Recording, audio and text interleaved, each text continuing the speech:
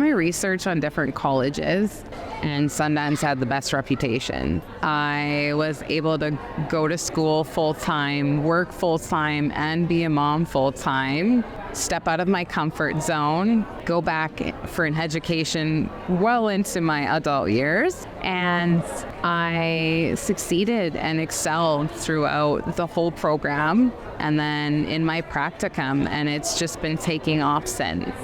I finished my classes and the school had set me up with a harm reduction unit for my practicum. I was there for 2 days when they offered me a position with the company.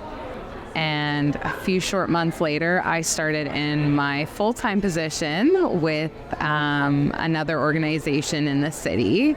And I did so well that I am now their community outreach support worker.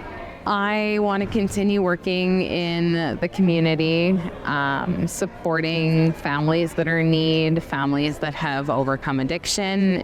I wouldn't trade my experience for anything.